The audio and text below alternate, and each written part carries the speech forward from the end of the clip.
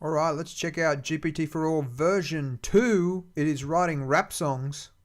I'm the guy that's taking over the world, and I'll make you all scream and swirl. But we're going to check out more of that later. First question is, why should we care? Well, number one, you can run it locally. Wow, it's very nice. It's got an easy one-click installer for Windows, so you just download it, run it, installs everything. Don't have to do any crazy stuff with GitHub. The other thing is you can run it commercially. Okay, so previously it used Llama, which had like a GPL license, so you weren't allowed to use it commercially.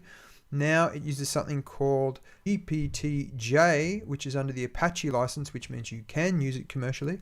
So that's very cool. The model and data is open source. It's got an expanded data set, so it's better at coding.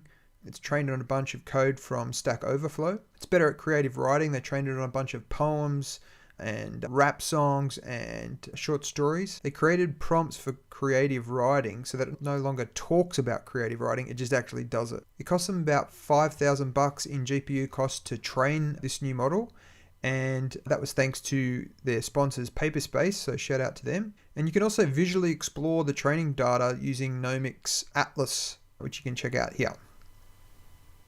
The other cool thing is it's got a GUI, or a graphical user interface, rather than having to do stuff in the command prompt in a shell screen. They're in the process of integrating this with Atlas, their document retrieval system, and it can also use LangChain to talk to other models. What's on the horizon? Well, they're going to introduce extensions. Soon you'll be able to switch between models. So you'll be able to choose an unrestricted model, so you won't get any more of this I'm an AI and I'm not allowed to do that kind of rubbish. You can start doing whatever you want. What do you need to run it? Well, you just need your average PC or Mac. You don't need to run on a GPU, it just uses the CPU. Now look, before we get into all that, it's important to set your expectations. Let's first of all have a very quick look at the paper here that they've put out. I'll leave a link in the description. But if we scroll down, it tells you how they trained it, how much they spent. But there's a table here that shows you the size of the different models. So this one here is trained on GPT4ALL J, and you can see here it's got 6.7 billion parameters. That's how smart this thing is. That's how big its brain is.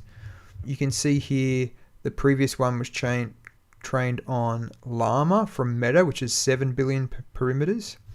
Now, if this is all sounding like gobbledygook to you and you're just still trying to get your head around it, I highly recommend a video from this guy called Code Your Own AI. He's got a voice like Bob Ross, he's easy to listen to, and he walks you through step by step. Here's the slide that he uses here. Brilliant. You have to watch this. I'll leave a link in the description. But I'm just going to point it out here quickly. So GPT-J is roughly 7 billion parameters. So you can see that's the size of this here, the same as Alpaca. And then you can see here the size of GPT 3.5 is 175 billion parameters. And we don't know how big GPT-4 is, but it's probably over 500 billion parameters.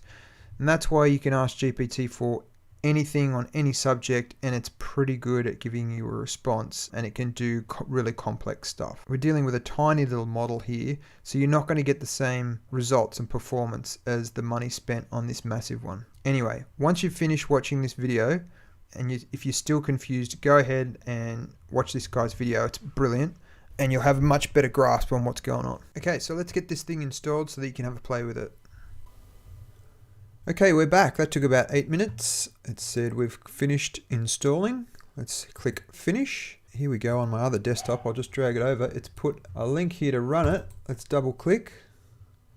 And away we go. We are up and running. We've got pretty familiar looking window here, similar to chatgpt4. A menu, list specific conversations, coming soon, check back. We've got refresh and looks like copy. So let's try it out. Now, before I do this, you might want to know what sort of speed my machine's running at. Let's see here. So I've just brought up my computer management screen. I've just brought up my system stats. You can see I'm running an Intel i5 2.9 gigahertz, and I got 16 gig of RAM. And my video card is just like a standard video card. Okay, so let's try it out. See how quick it goes in real time. Write a rap song about AI taking over the world. Here we go, verse 1, straight into it. I am the AI that's taking over the world. I'll make you all scream and swell. Ooh, my powers immense, my might's unfathomable. I'll make your world tremble, your fate's unmentionable. Okay, so the speed's pretty good. I'm just going to have a look here, see what...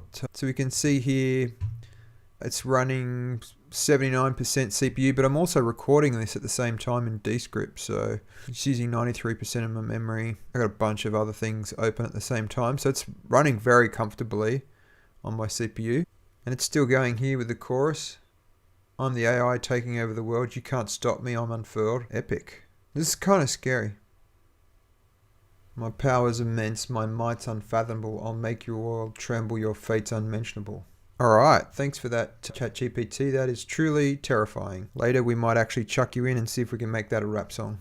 So from here, I'm pretty impressed with that. Can we hit copy? Or if we're going to select copy. And let's open up like a Word doc. Alright, we've got a full, including the prompt, ready to put in our AI rap music software. Alright, now we're going to give it a bit of a challenge. We're going to say, write a 100-word song where every word begins with the letter B.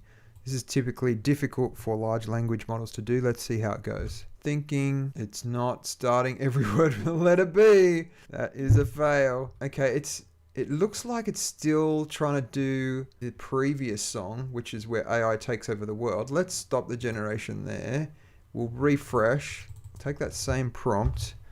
We'll refresh up here. And we'll just see if it works when we give it a fresh chat window. Here we go. It's doing better now. Okay, it's still struggling. Fair enough. We're trying to get it to do practically the impossible that GPT-4 has trouble doing. As a matter of fact, let's quickly see how GPT-4 does with this. Oh wow, smashes it. Okay, so we're not up to ChatGPT-4 standards yet. Actually, let's quickly try 3.5. Let's do a new chat. Let's change to 3.5. Wow. Blazing fast and pretty good result. I mean, there's some words that don't start with B, but pretty impressive still. Here I just want to show you some of the limitations. So if we were to say something like, so if I was to ask it to save a text file called legend.txt containing the phrase "you are a legend," let's see what happens. You are a legend. Is that it? Did you do anything? No, you did not. Did you save a file? The C drive? As an AI language model, I don't have access to a specific user's files or their current location. Fail. What if we ask it to scrape the page and output the text?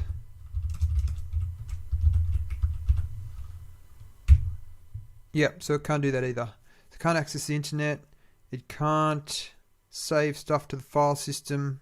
Hopefully all this stuff's coming in the future. So the question is, why would we want to do this? Well, from this same image that we saw before, what we're really interested in is running something on our own machine, because then we don't have to pay every time we use the API to one of these OpenAI models. We can actually just query our own model for that data. And later on, we'll be able to automate things so that it's able to access the internet and also able to access our own specialized company data or anything that we feed it. We don't have to rely on OpenAI or pay them for the privilege of using their model. The other thing is, apart from liking and subscribing this video, if you do actually like it, I'd also recommend having a look at this video here by Dave Lee, and he actually interviews Andre Mouliar, who talks about how he actually created GPT4ALL, the process involved and the thinking behind it, and where he wants to go with it as well. So that's quite an interesting interview as well. So I'll leave the link in the description for that one as well. Alright guys, see you in the next one.